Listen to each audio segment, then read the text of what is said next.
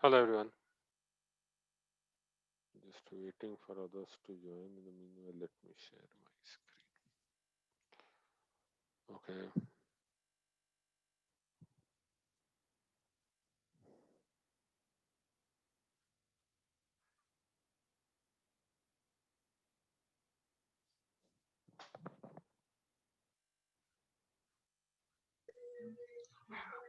Hello.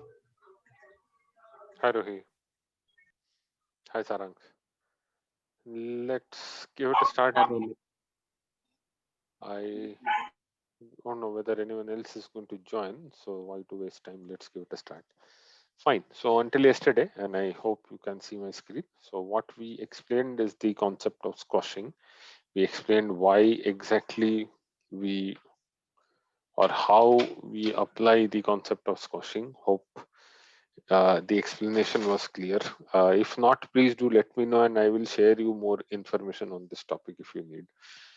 Post which, what we are doing is we did the dropping of the variables. We did the dropping of the features basis the initial heat map which we created. And we created this heat map on the entire data, not the training on the testing data. And then we came to know about one set of features which we could drop, right? And then we continued ahead. But even before that, we understood that one of the concepts that we have used in squashing is, or the reason why we are trying to do squashing is to put the model into certain limits. And that's the exact reason or the precise reason why, because this is a distance based model, right? That's where use of scaling methodologies, especially the standard scaling, because by means of standard scaling, as we have already seen, uh, if I go back to the output of my describe command which I ran, right? So I standard scaled the training data and I could clearly see that my mean has come very close to zero and my standard deviation has also come very close to one. So that is actually the reason why we did this, so that we can normalize the variables. Now, if I take this tenure and I try to draw something, right, maybe I can do it right over here. So if I take, let's say, X train and I take a tenure, right, and uh, I don't know whether there's a direct hist function. So if I do a histogram, it will look something like this. So it has uh, merged all the data between a rough value of minus 1.5 to plus 1.5. This is what it has done. So it is very well, let's say, distributed, although I see the curve goes something like this. So uh, maybe this is going to be a good option. So if I do an SNS disk plot and then do plt dot show, then it should give me, just a moment, let me see. Yeah, so it gives me a very smoothened kind of a curve, right? It gives me a very smoothened kind of a curve. But if I do the same thing with SNS dot displot and then I'm going to use, let's say, telecom, the original thing, right? And then I'm going to use tenure and then I'll say plt dot show. Then you can see that the distribution of the graph is actually the same. So it makes no change in the actual data distribution. This is what I wanted to clarify, because yesterday we said that we have converted this into a natural variable, or we have converted this into a normal variable. That does not necessarily mean that we have changed the values. So that does not really mean that we have changed the values. We have simply scaled the values, right? And that scaling has helped us to limit the value. Are there any questions at this stage?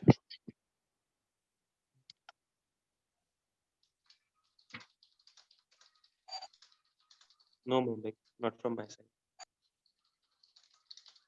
Okay,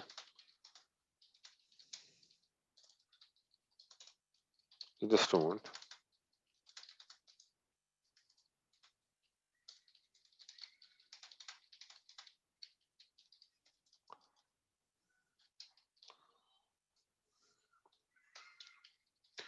Yeah, okay.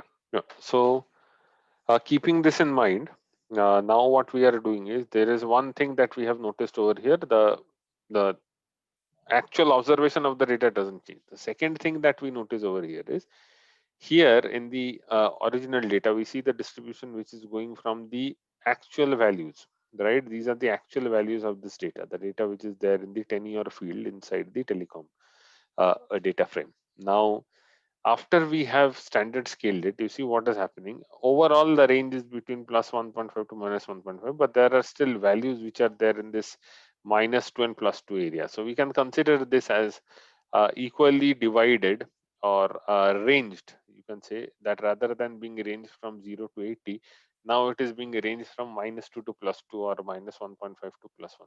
So that's exactly what we have done. Okay, nothing more, nothing less. We have simply scaled the data using the Z score. Okay, that's all we have done. Then we did this exercise where we have dropped some of the variables which you don't need, right?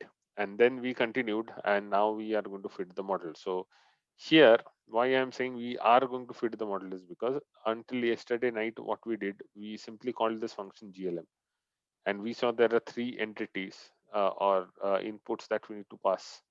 The first one is the Y variable. In our case, that's the churn field, right, which is my target.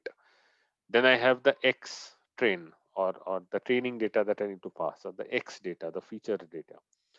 I'm in this case, obviously, I'm going to test or validate my model on my testing data, right, which we have done earlier also. So training data I use to train the model to find the patterns. Testing data I use to validate whether I've done a good job or a bad job, right? So in this case, what I'm doing, I'm adding a constant to the training value, because obviously I have to add that external bias that can be caused by any external factors which I'm not taking into consideration while creating the model, right? And then I'm also selecting the family. Now, I explained to you what is the reason why I'm using this family is because binomial family is because I have a binomial use case. I have a binomial distribution problem. I have an output or a variable, a categorical variable, which is my target, which can take two values, 0 and 1. So it is binomial in nature. Yes, no, true, false kind of thing. So that's the reason why the family of models that I've selected, the family of function that I've selected, is as simple as the binomial model. Now, it might sound a little alien for you right now, but the moment we do a summary of this model that we are going to fit, we have not yet fit the model. Why? Because to fit the model, you need what? You need to call the fit function. We have not called the fit function yet, right? We know that already because we have done the linear regression part where we have called the fit function, and then only the model got fit on the data. So what are we doing over here? We are simply creating the object of the model. Okay, we are creating the object of the model. When we call or initiate the function fit, then the model gets fit with the parameters that I've passed over here. And then after it is fit, I can see the model. I can see the summary of the model because I'm using stats models.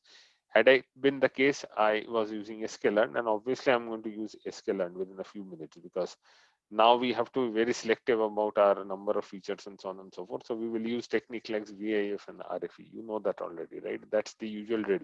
We create a model, we try to understand how good, how bad it is, then we go ahead and we drop the call. Sorry, friends. There was a small issue with my internet connection. Not sure why. All of a sudden, there was a small outage for a minute. I'll actually raise this with the internet service provider soon. So yeah, so what I was saying is, I hope you got my point. So we have simply created the object of the model. We have not fit the model. Now we are going to fit the model, and we are going to see the summary. Then we understand which variables, which features are contributing to the model most well. How do we do that? Clearly, same technique which we have used in any statistical uh, analysis that we have done earlier. P-value. We check the p-value. What should be the p-value? P-value should be less than what? 0.05. Because in my question, in my use case, I have never defined how much sure I should be about my model. That's why I take the de facto. I must have a confidence interval of 95%. So if I have a confidence interval of 95%, my alpha value becomes 0.05. So if p value is less than alpha, then my variable, my feature is statistically significant, else it is not. So that's one way to select the features. The other two ways that we have seen, VIF, variance inflation factor, and RFE, recursive feature elimination. Maybe in this case we have a lot of variables. Recursive feature elimination will be a quick win, right? So let's see which one gives us the better model.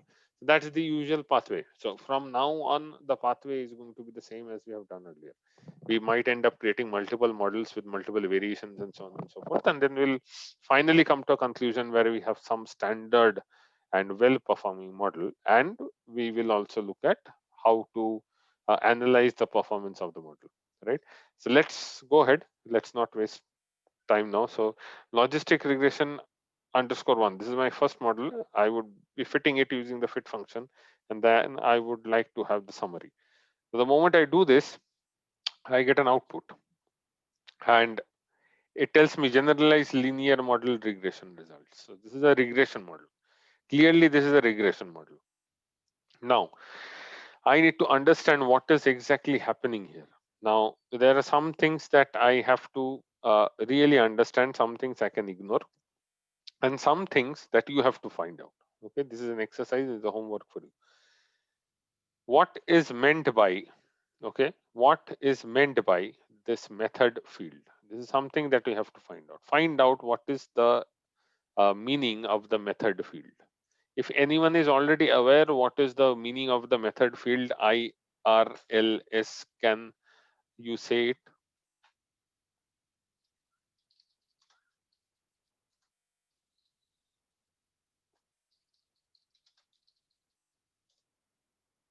If anyone is already aware, if anyone has read it earlier somewhere. Uh, Bhaumik, if I vaguely remember, I believe this is you're when you're trying to fit in the logistic regression model. So some kind of way it works, like in some kind of matrix in an inverse manner, or let's say in a linear manner, some kind of relation with that. Okay, yeah, that's a good try. Anything else? You are quite close. Yep, I mean, Okay, so taking that as one of the closest answers, what IRLS means, and you have to read this into depth from your side also. IRLS, in a very, very simple statement, is the influence measure of your model, right? It is the influence measure of your model. How, okay, or how you are going to, or how your features are influencing your model. Some kind of a technique, some kind of a methodology, okay, is used, okay, in this case. Okay, some kind of a methodology is used, right? Now, why is this called IRLS is something you have to find out. You have to find out why, or what is the full form of IRLS. I will leave that up to you. But the method which is used in this case is also having a different name. And that name is, if I say the name, you will come to know what it means. If you have heard about this name earlier, log likelihood. So because we are creating a logit, or we are taking the logarithm, we are using the E, right? If you remember the function of logistic regression, we are doing an S curve using E. E is the exponential, and exponential is actually the mathematical representation of what? A natural logarithm, right? So we are using the natural logarithm to represent our model, and that is why this link function thing says that we are using logits to define our model. Our model family is binomial because our output is 0 and 1. It is basically part of generalized linear model, so that is GLM. The dependent variable is churn. How did it get this value? Because it is there in the column name of White-Train. Okay, nothing fancy. It did not do anything artificially intelligent. Please don't get diverted here. Okay, so this churn field, it identified the churn field only from the column name. Okay, so White-Train has a column name which is churn. That's how it identified that is the dependent variable. And from X-Train, it got the features from where it calculated the degree of freedom, right? You can ignore the rest of the things if you want. You can ignore the rest of the things. You can also ignore this. You can also ignore this. What is the actual value of log likelihood? But IRLS, in a very, very simple and childish word, is the methodology which is the representation of log likelihood, or the practical representation of log likelihood. Okay. I would like you to find out what is the full form of IRLS. You can tell me tomorrow, or you can post it in the chat group. And I would also like you to find out what is the biggest disadvantage of IRLS. There is a very big disadvantage of IRLS, especially that disadvantage comes into play when we are trying to put these models into production. Okay, so for example, if let's say I've finally created the model, I'm ready with the model. I've explained it to my users and they are also happy. They are happy with the decision boundary, they are happy with the model. Overall, the model is performing really very well. Let's go to production. The moment I take this model right now, okay, without any changes, obviously we'll make changes, but let's say using the stats models variation or implementation of the model, I directly go to production using method equal to IRLS, because stats model, I did not specify in the function that I have to use IRLS. At any point in time, did I specify? Let's try to clarify. I did not specify that word over here. It selected this word by default. So that's the de facto. Out of the box, it is doing this, right? It has a big disadvantage while it goes to production. So if I take this and go to production, there is a disadvantage. I would like you to think like a software developer, not as a data scientist. And please let me know if you are able to find what is the disadvantage. Else, please remind me tomorrow and I'm going to tell you the answer. Okay. Now, looking at the outcome, obviously, we have some variables that we can get rid of. Let's try and understand what these variables are. We have just fit the model, and even these outputs can really be beneficial for us. Okay, so please don't ignore these outputs. Now there are many variables for which the p-value is really very small, very very small, but then I come to across variables where p-value is something like this, like this, like this, like this, like this, right? These variables are device protection equal to yes, online backup equal to yes, gender being male, payment method mailed check, and payment method credit card automatic.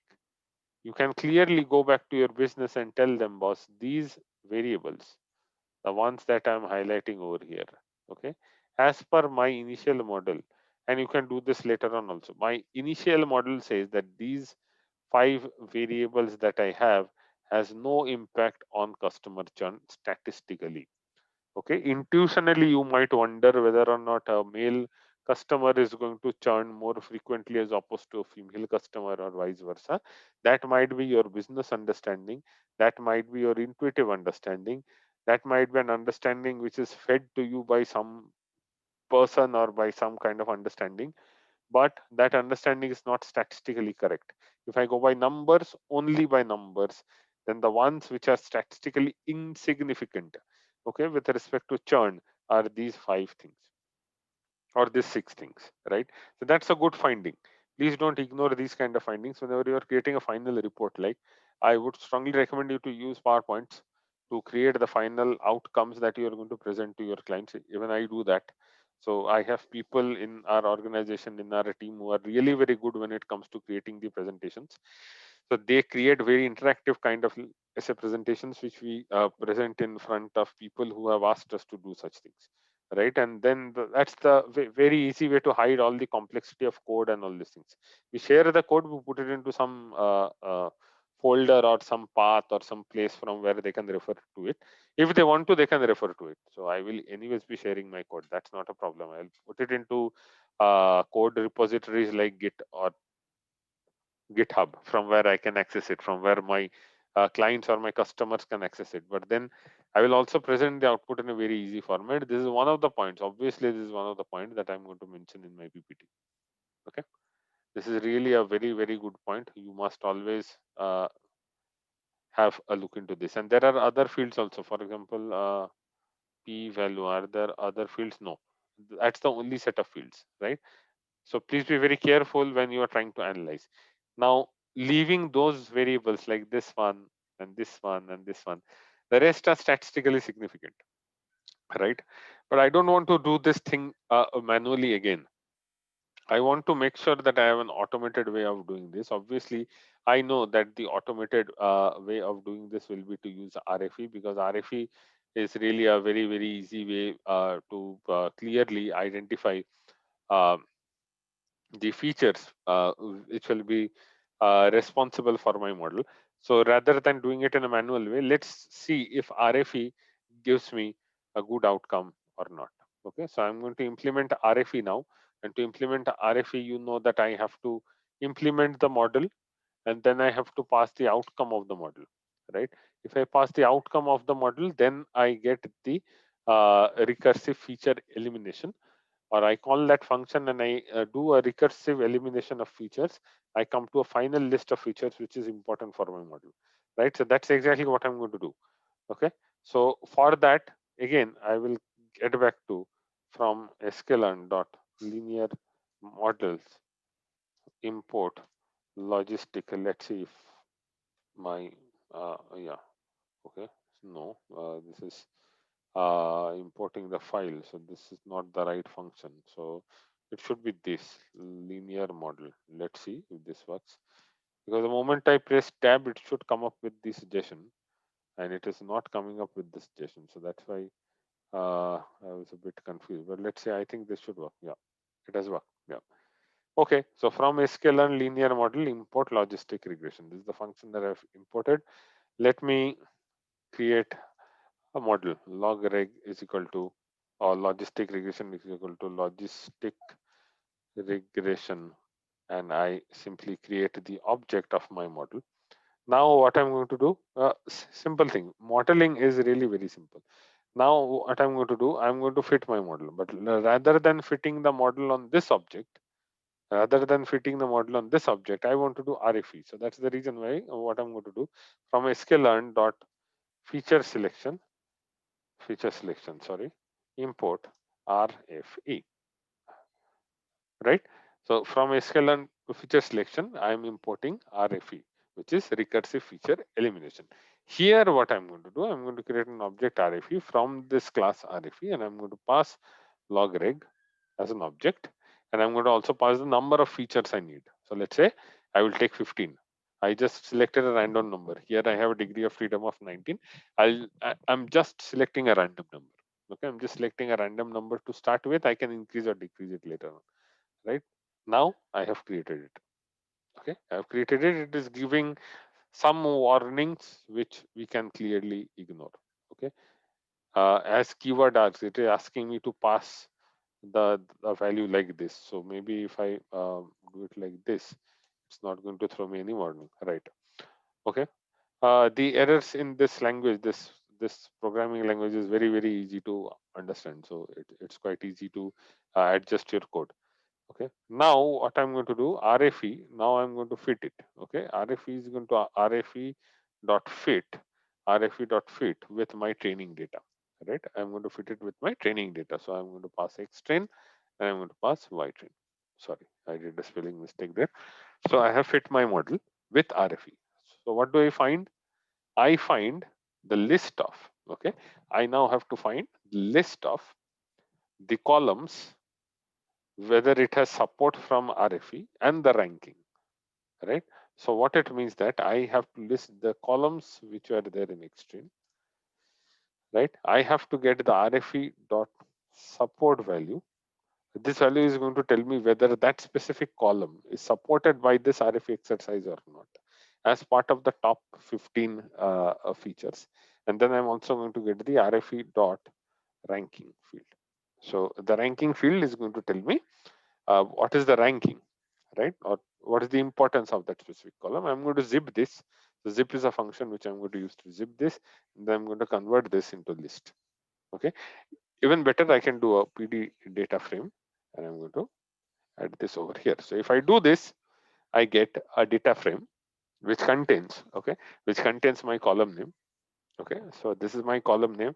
Then I have the support, and then I have the ranking. So what I can do, even better, so I can say names is equal to, I think that's the right way to do. So feature, and then I'm going to say support, and then I'm going to say ranking. Names is not there. Columns, I think. Yeah, it works. Right. So this is the feature. This is the support. This is the ranking. So ranking one are the ones which are really important. But then here I have a false. False is for what? Payment method credit card automatic. This has a ranking of 2 and the support is false. Let's get back to our outcome and see. Payment method credit card automatic. You see the p value 0.677. So my RFE outcome is in this case actually working very closely.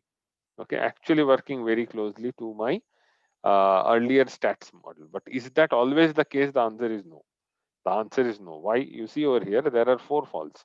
1, 2, 3, and 4. Okay. So device protection, online backup, gender, and payment method credit card. So device protection, online backup, gender, and then I have the credit card one. What about this one? Payment method mailed check. Payment method mailed check. Where is it?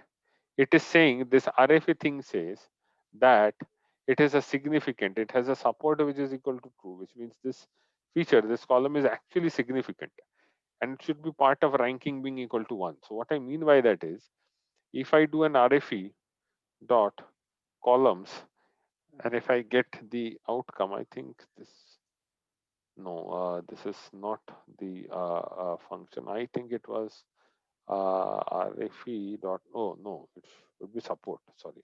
That's a mistake. If I simply click on the support, it gives me the true false things, right?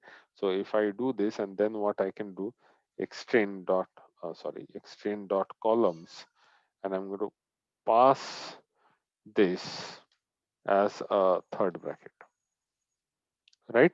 So I get all the columns. I get all the columns which this guy, this RFE guy is asking me to consider, where it has mentioned the true. But in that case, it has also mentioned payment method mailed check. But payment method mailed check, in case of my stats model, it was 0.559, right? So there is some discrepancy between the way these are implemented, right? So that's why the findings are going to differ, right? The findings are going to differ. So it will not always be the same in both of the cases, right? Now, let's take this, okay, just for a start, let's take this as the correct way of doing this or the correct list of the columns. And then let's go ahead, right? Let's go ahead and create our model number 2. So what I'm going to do to create our model number 2, first of all, I'm going to create a new extend variable called extend underscore sm. Sm in this case represents stats models. Sm dot add constant, okay, and I'm going to use extend, and then inside the bracket I'm going to need the list of columns. So let me call that col. Okay, let me go back over here and let me call is equal to, and I'm going to copy this and I will come over here and come over here and paste it, sorry, x train dot columns uh, rfe dot support, right? So I'm creating a list actually of all the columns. So if I type call, it gives me the list of the columns, and then I am actually, let me just delete this field. I'm going to actually pass this over to this add constant thing. So I'm adding the constant because I have to pass it to stats model. So that is why I'm doing it in a different way. Now I'm creating a new model, my logarithm model number 2, let's say log m2. And here what I'm going to do again, sm dot glm, right? We know the function. You just have to pass sm dot glm. Here I'm going to pass y train, and then my next one is going to be extend sm, right? And then what is going to be there? The family thing is going to be there, right? So sm dot families, sm dot families dot binomial, right?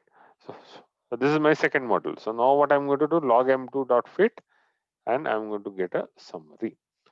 So let's see how my model is performing this time. Again, I have this. Obviously, I have not removed this field. Payment method mailed check. I have not removed this field, and that is the reason why it is still coming in this outcome. Obviously, it will come, right? Obviously, that will come. Okay, mail check will be there. So it will be better if I actually remove that column. Okay, if I remove that column, maybe uh, it will be good, right? So um, what I'm going to do, let me create a new model with call. So I'm going to print call, and from here what I'm going to do, I'll take this list. um, I'll take this list and I'm going to call this call underscore 2 and create this list, and I am going to ignore this payment mail check thing, right? I'm going to ignore this column and create a new list of columns. Let me now create the new set of variables, call underscore 2, I'm going to say. Then I'm going to take the second command, log m2. I'm not going to use log m2 anymore. I'm going to do m3 now. Okay. So third model, I have this, and then obviously log m3 dot fit dot summary. Right now I have got the summary, and I have not even a single feature. I don't have even a single feature which has a p-value which is greater than 0.05. So now I can very, very clearly say, right? Very clearly I can say that I have a good model. I will assume that it's a good model, right? I've created the model. I have not really tested it. I've not used my testing set to test my model. I have to test my model, then only I can come to a conclusion whether it is good or bad, right? So that I have to do. Once I do that, then I will come to a conclusion whether it is good or bad. Let's take a quick break here. If anyone has any questions.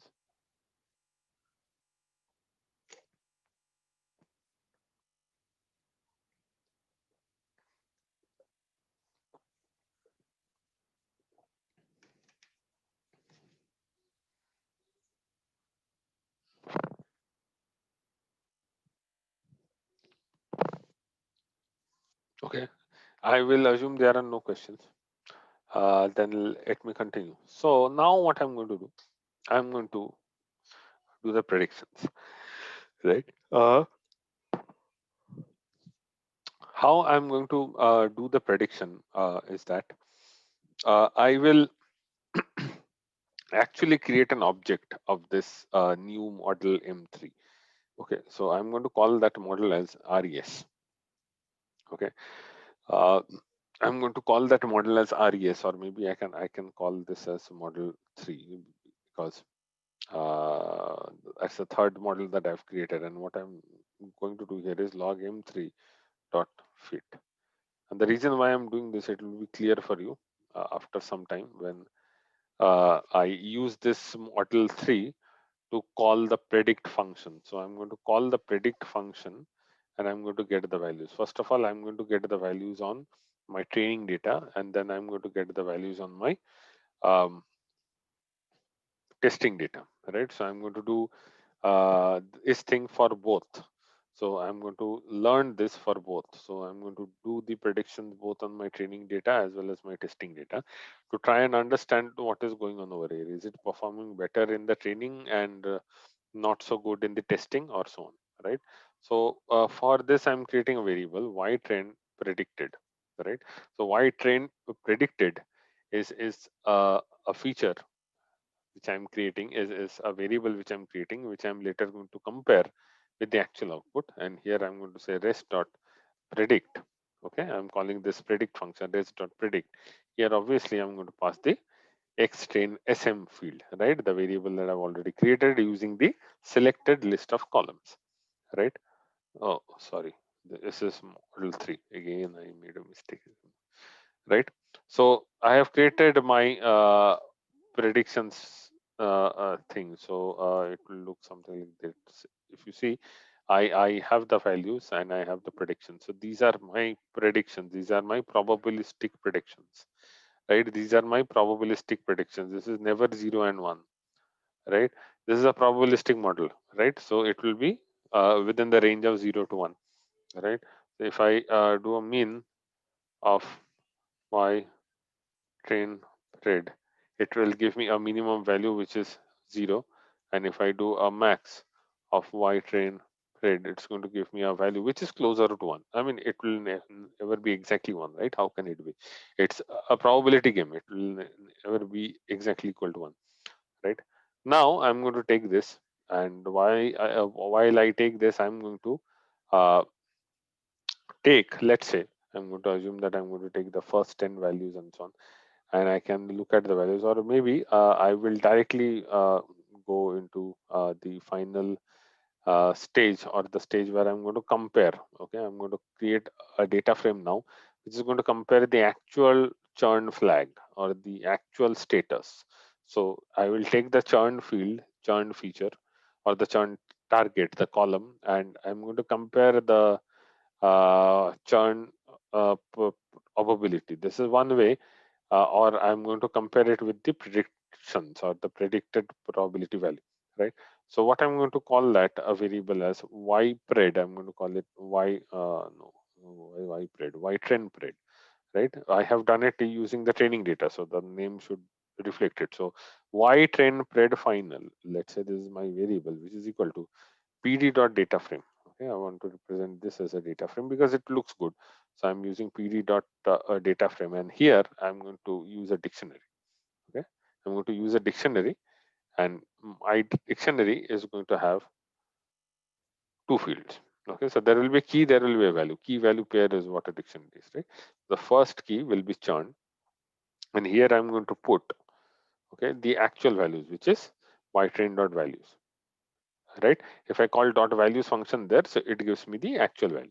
And then the next field is going to be churn probability, right? Because I know that y train pred is actually not the value, it is the probability, right?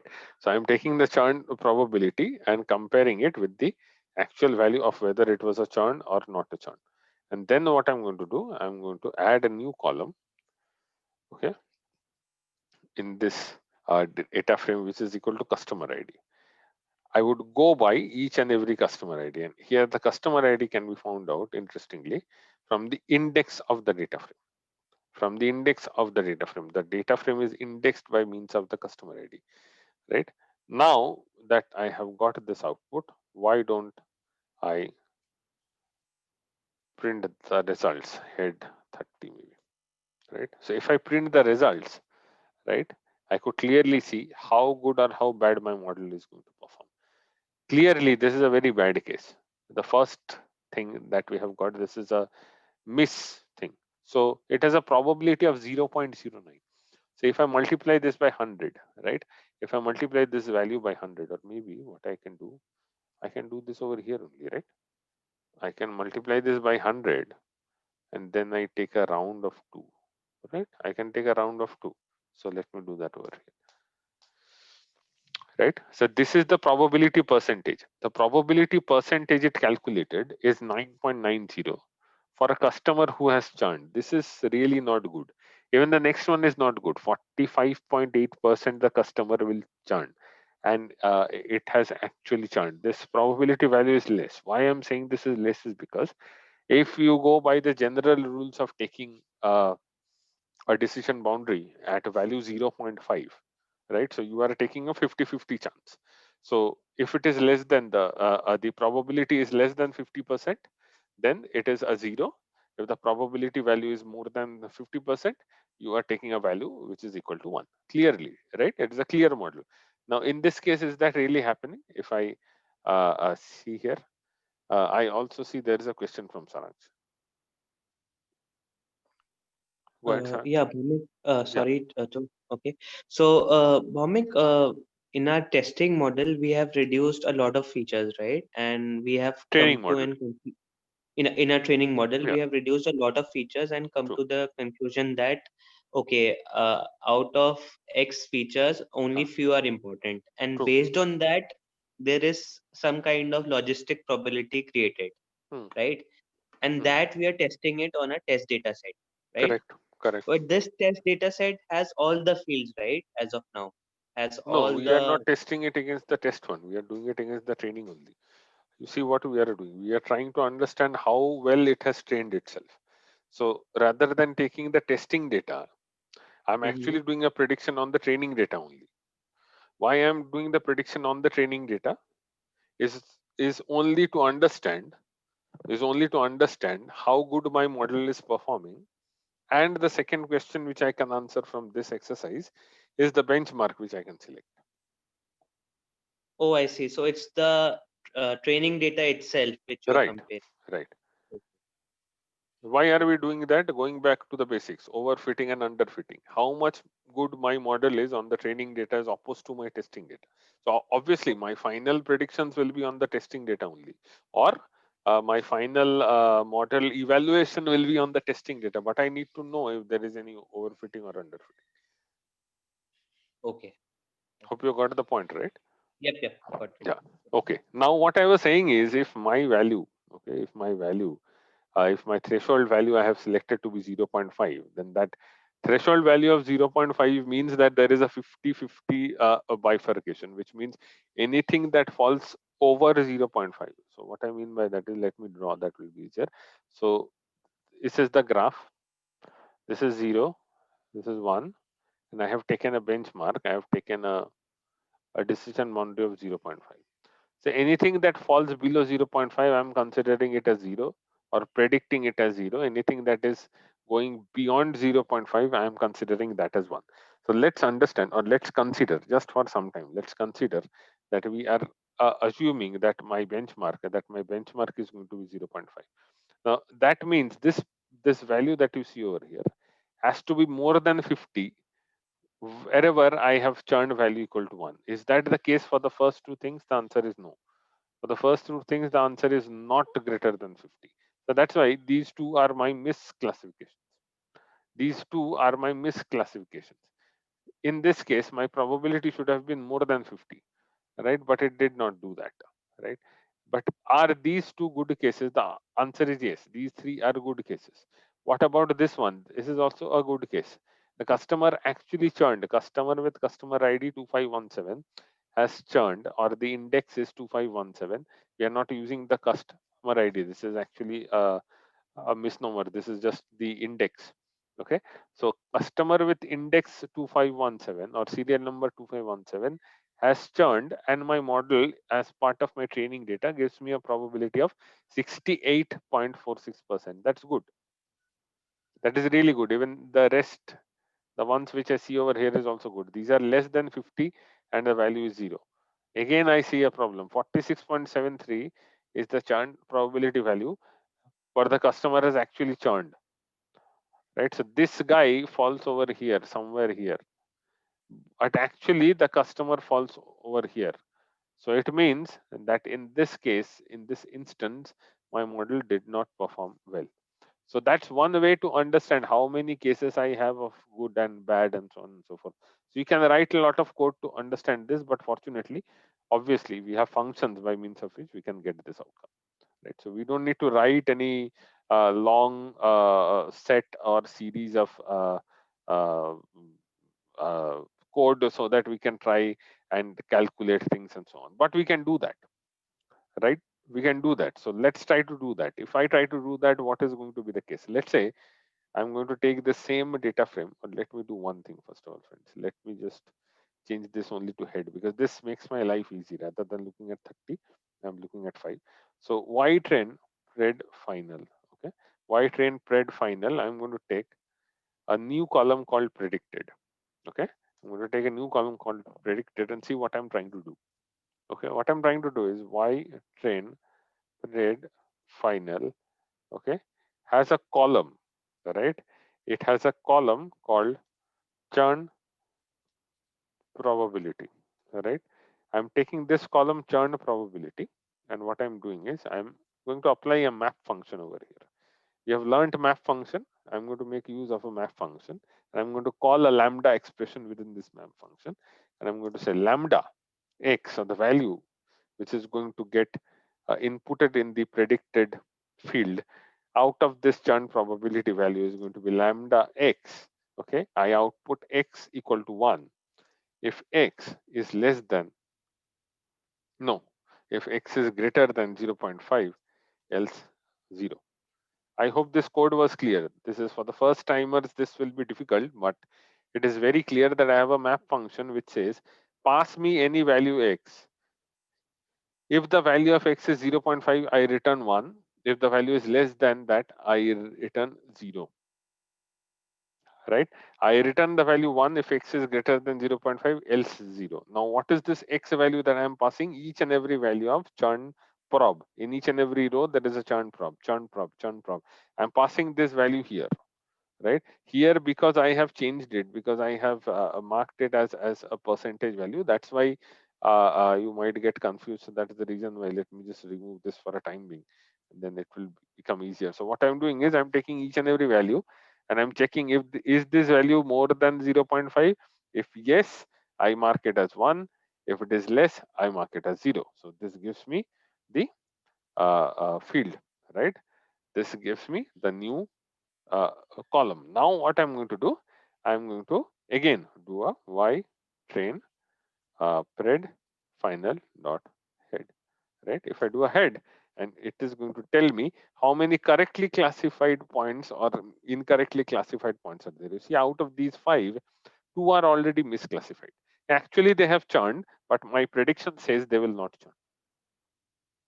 Right? So I have some mistakes in my model. Clearly, obviously, no model in the real world will be 100% correct. And that's an acceptable factor. We have to accept it, right? You will never get 100% accurate model, but in this case, I get some kind of numbers. Okay. Now, from these numbers, I can try to obviously figure out how many of them were 0 when it was 1, how many of them were 1 when it was 0, and write a lot of complicated code with if else statements and so on and so forth. If I have functions, then why to do this? So from sklearn import metrics, I have no special words to tell you, friends, that this is one of the most important library other than the ones that we have already used, which you are going to use while you are doing modeling. Obviously, pandas, numpy, matplotlib, cbond, these are important, but if I'm going to do modeling in Python, from sklearn metrics is one of the most important functions. Always use this, because this is the only way you come to know. It's the only way you come to know how good or how bad your model is. And I'm going to use something from this. I'm going to use something from this, which is otherwise known as a confusion matrix. I'm not going to go into the depth of what is a confusion matrix. We have already done that earlier, right? We have true positive, true negative, false positive, false negative, right? We take the actual value, we take the predicted value, and we create that table, right? Now what I'm going to say is I'm going to create a variable called confusion matrix, and I'm going to call matrix dot confusion matrix. In this, I'm simply going to pass two values, y y train pred final. In this case, I have the first value, which is the actual value. The actual value is churn, and then I need to pass the predicted value. So that will be y train pred final dot predicted. But why is it not taking it? I don't know. Oh yeah, so it was slow. It seems my laptop is a bit slow today. So confusion matrix is a variable where I am passing matrix dot confusion function is being called, right? Matrix dot confusion matrix function is getting called, where there are two inputs, the actual value and the predicted value, and I get the confusion matrix. Now I have to print this. Okay, so if I print the confusion, oh sorry, if I print the confusion matrix, sorry, if I print the confusion matrix, I get a value like this. I don't know what this value really means, because it has no headers, right? It is not actually telling me which is what, but I know how a confusion matrix looks like, right? So I know how a confusion matrix looks like. Okay, so I can draw that from here. So what I can do, I can say a confusion matrix. Okay, a confusion matrix consists of what? It has a table of 4 values. It has a table of 4 values. On the top, okay, on the top, I have only 2 outcomes here. So I will get a table which looks something like this, right? I'm going to get a table which is going to look something like this. Let me just draw the line once more, right? So First of all, I will have uh, the predicted values that goes over here. So these are the predicted values, and these are my actual values. Okay. So in actual values, it will either be not churn, which means 0, or churn. So not churn represents 0 and actual is 1. Okay. So not churn is represented by 0, churn is represented by 1. Again, in the predicted case also, I'll have not churn, which is 0, and churn, which is equal to 1. Right. So how many of them are actually falling into this kind of a category? This is what we have found out from this table. This is what we have found out from this table. So I'll simply impute the values one after the other into this table. I get the one. So the first cell is 3181. The second cell is 402. Okay. The third cell is 583. Okay. And the fourth cell is 756. Right. Clearly and very intuitively, not churn identified as not churn. This is a right classification. Churn identified as churn. This is a right classification. So 756 plus 3181, these are the cases which are correctly identified as I represent them by red. Everything else are misclassifications. So 583 plus 402. Okay, 583 plus 402. This is the number of misclassifications that my model has done. If that is the case, how can we get the accuracy of the model? Can we get the accuracy of the model? The answer is yes. I take a total of all these values. I take a total of all these values. That becomes my denominator. And in the numerator, I put these two values.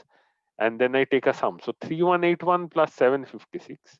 Okay. So 3181 plus 756. This becomes my numerator. And in the denominator, what I do? In the denominator, first of all, let me take this and put it into denominator, and then I'm going to add the values 583 and 756. So if I print out this value, this is my outcome. Or there is one more way to get this, which is my accuracy score function. So in matrix dot accuracy score, if I pass the same thing once more, I take this and I pass it over here inside this function. Sorry. Oh, sorry, I did not copy it correctly, it seems. Let me copy this and put it over here. And if I do a print, it is actually giving me something that I think I have done some mistake here, friends. So maybe this calculation was, oh, yes, of course. This will be 402. I have done a mistake. So that's why uh, 3181 plus 756, that's the numerator. And the sum of all the numbers is the denominator. That gives me the accuracy. That is one way to get the accuracy. The other is to use this function and you will get the accuracy. So overall, my model is what? If I do this and take a value which is something like this, I can end into, right? So my model is 80% accurate. So for 80% of the cases, out of the box, I have not done anything. No improvement. Only I have removed those fields which are non-significant to the model and have scaled the data. I got an out of the box 80% accuracy. 80% of the cases, my model is going to give me the right outcome. Right.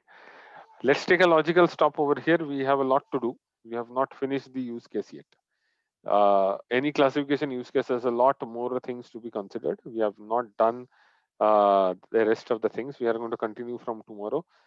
Please have a look at the question that I've asked.